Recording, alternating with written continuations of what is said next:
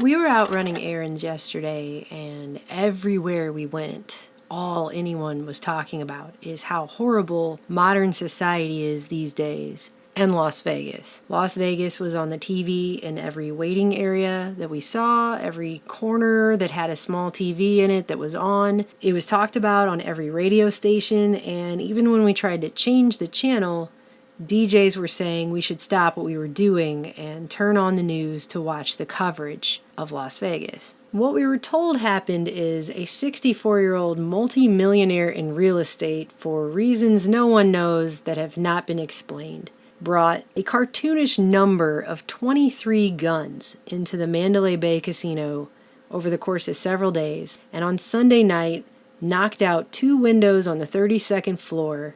And despite being in a casino, which is a building with its own mini fusion center, in Las Vegas, which is the American equivalent of London in how many CCTV cameras it has, this man was somehow able to shoot down at a crowd of thousands of people attending a country music festival for over an hour, and no one was able to get into the room to stop him for 72 minutes. This is the same exact casino, by the way, that if the power even goes out, like it did for 40 minutes one day last year, security was able to put the entire place on full lockdown quickly within moments. And all day long, every news outlet, every channel, everything just repeated the same gory details over and over about the terror, the screaming, the running, and the blood, the blood, the blood. I must have heard that a brainwashing level number of times, which, if we're to believe that nearly 60 people died and over 500 were hurt, is really dehumanizing to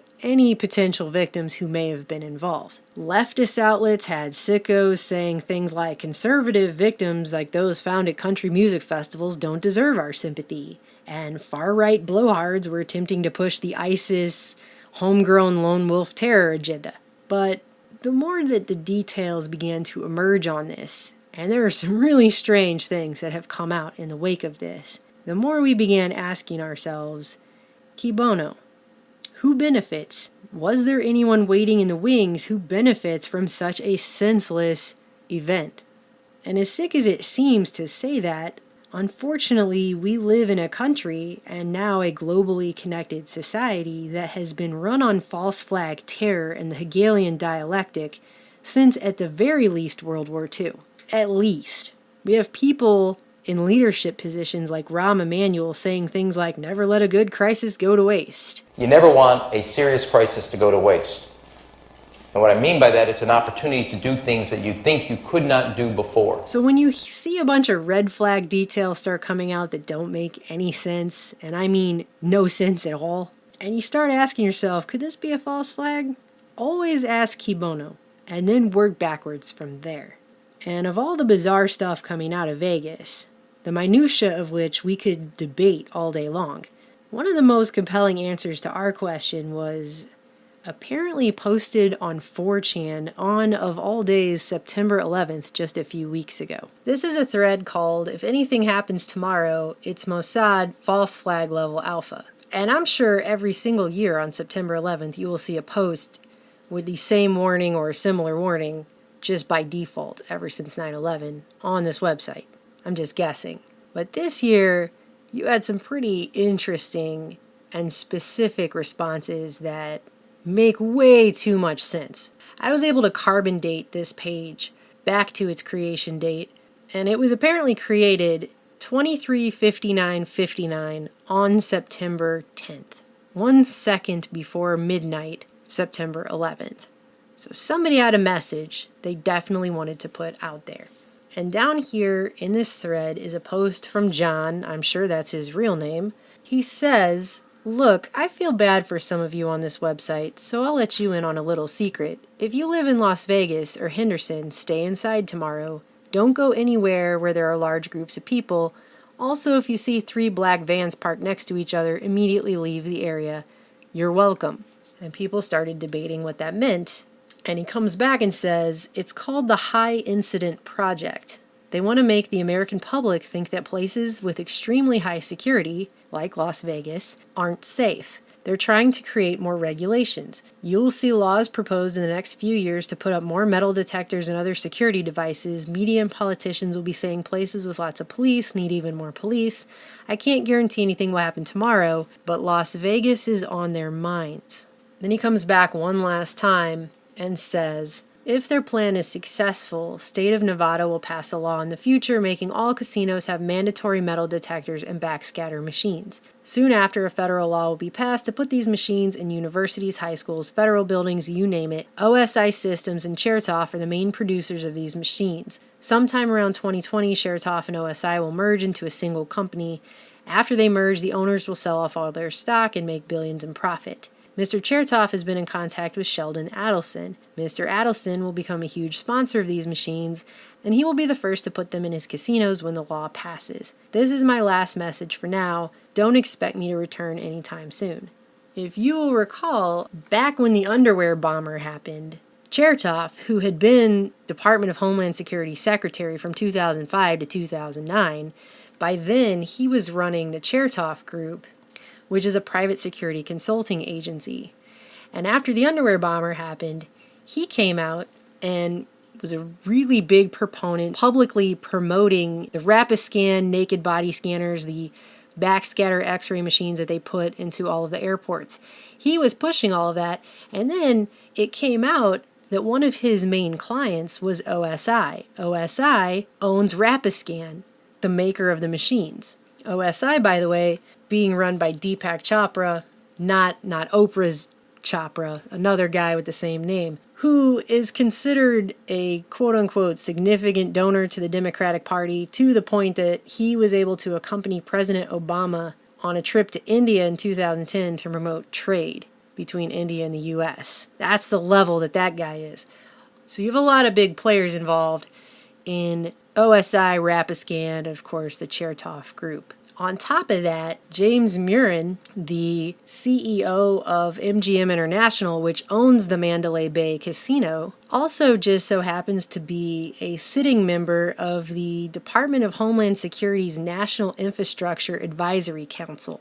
And he actually sits on a group called the Critical Infrastructure Security and Resilience Research and Development Working Group, and they write reports like this one, where they talk about things that they can do to help get legislation passed and regulations to put in security technology infrastructure, such as, X-ray backscatter machines, into places, how to make that affordable for shareholders, which would be the people who own casinos who would have to buy and purchase these machines, and also they consider things like public acceptance of such technologies. That's the kind of stuff they talk about in their meetings as a member of the Homeland Security National Infrastructure Advisory Council. Just so happens to be the same guy who is the CEO of the company that owns the hotel where this happened. So all this was predicted, and it's eerie, and what makes sense about it is the president has these people as his peers. He's got a tower over there on Vegas Strip.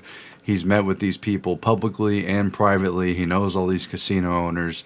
And Sheldon Adelson in particular sponsored the Las Vegas debate in the last GOP debate cycle. The day before the debate, Trump met with Adelson at his hotel where the debate was being held. Met privately with most, if not all, of the candidates on stage as they basically begged for his money and backing as one of the biggest kingmakers in the Republican Party. And Trump also met with them. And that night at the debate, while we don't know exactly what they said, that night at the debate, all the candidates hopped to see who could be the biggest and boldest at talking about counter-security measures, how they would take on terrorism, whether or not they would launch new wars to defend the country, and other related matters. And Trump came out very strongly that night for an anti-terrorism administration that picks up right where George Bush left off.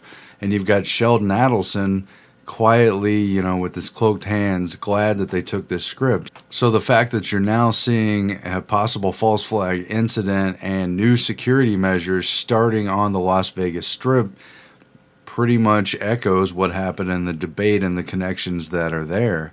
What's even, I think, creepier about it is after a mass shooting in this country, you always have calls for gun control. We're seeing that but not to the same degree we normally do. Actually, what we're seeing this time is a lot of talk in every mainstream news outlet about how vulnerable hotel security is everywhere. So here's one from the New York Times about the Las Vegas shooting underscores hotel security choices. Here's one from Fox News about how hotels take new look at security after Las Vegas, but will customers sacrifice their privacy?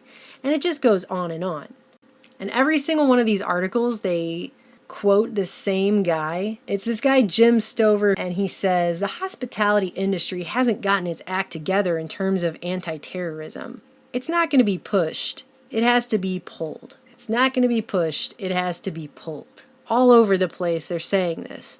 You even had an op-ed in the Huffington Post where a lady straight up said, do U.S. hotels need metal detectors? And it shows a picture of the backscatter x-rays, the naked body scanners. And she goes through and makes this argument, and it's a terrible argument. She says things like, metal detectors and security screening are routine at the entrances to hotels in many countries such as Egypt and Jordan. Yes, because we need to start setting our sights on making America more like the Middle East, right? But it only takes 30 seconds longer than walking through a revolving door. And we all adjusted to the security screenings at U.S. airports, although we may grumble from time to time if the lines are long and we're racing to catch a plane. But TSA security screenings have become part of the experience of flying in the U.S., so we might as well accept this too. That's what she's saying. Perhaps it's time to make it safer to stay at a hotel in the U.S.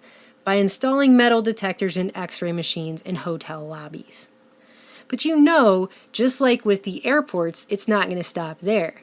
In fact, the controversy over backscatter machines went up a notch when people started questioning the health and safety of such machines, and they ended up having to take a bunch of them out of the airports. And those machines are just sitting around waiting for someone to use them. So why not get all the hotels and casinos on board to stick them right in? And what do you know? But just the very next day, they're now reporting in Bloomberg that guests at the Wynn are being scanned in a glimpse of Las Vegas's future. That is how fast this has already begun. Because, again, the guy brought a cartoonish number of guns, supposedly 23 guns, into his room. More guns than he would possibly need. It's just over the top. The whole thing is over the top. And this is going to be the solution. Less freedom. Do you want to know how blatantly, transparently obvious this agenda is? The next day, former Homeland Security official Chad Sweet, who just so happens to also be the co-founder and CEO of the Chertoff Group, went on CNBC, and not only did he say that in a free society, there are no ways to eliminate security risks. In a free society, there's no way to eliminate this kind of risk. So what he really means is we need to be less free if we want to be safe. We need to give up our liberty for temporary security. He was also pushing, guess what? But there are ways, as you said, to potentially mitigate the risk. In addition to intelligence sharing, you can also do a number of steps to establish a secure perimeter using various types of screening technology. That's right, the X-ray technologies. Already, not even 24 hours later. So I guess the guy in the 4chan group just so happens to have had a crystal ball. That is what I call eerily prescient. I guess some people don't remember. I remember it like it's yesterday. This is all the stuff they were building up to. They were telling us Homeland Security was going to be pre-screening passengers, every train, every plane, and eventually every car as well. They had mobile x-ray scanners deployed in the streets. They've got extremely sophisticated, potentially dangerous, very expensive equipment being rolled out everywhere, but the public was fed up with it. Hence, the Obama administration focused on the gun control side of the issue for years. Now that the administrations are back to Republican, here we go again with all these security measures, and better look closely at what's happening. Not everything is what it appears to be. So, that's what happened. Now, whether that's a false flag of somebody posting that on September 11th as a little ha-ha gotcha game, I don't know. But the fact is, it makes way too much sense. Hey, maybe Trump will be the first one to put it in at his hotel. Why not? Because this is what they're getting ready. They're already pushing. It's been Literally a day. And they are already scanning people. They're already doing this. And like the poster said, this is just going to be the beginning. Because to get us to the fully automated Minority Report level of society that we're supposed to be living in the future, there's going to have to be backscatter machines and all kinds of technology everywhere. That's the only way to get us there. But they know that they can't just institute it and put it in. They have to socially engineer everybody to accept it. And one way they can do that is false flag terror. That is how they get people to accept more and more intrusion and encroachment on their privacy and on their person. And that is why every time one of these events happens, you have to ask, who stands to benefit? And there are some people in some very high places who stand to make an awful lot of money off of taking away a little bit more of our freedom. Meanwhile, these machines have been debunked already. There are people that have done videos all over YouTube. They can sneak all kinds of things past these machines. I don't know about you, but I don't want to live in a society where I have to be X-rayed every time I want to go into the grocery store and get broccoli. Every time I leave my house, everywhere I go. That's not freedom. That's not even humane. But that's the reality they're trying to push here. Where are they going to stop once they start doing this? Where does it end?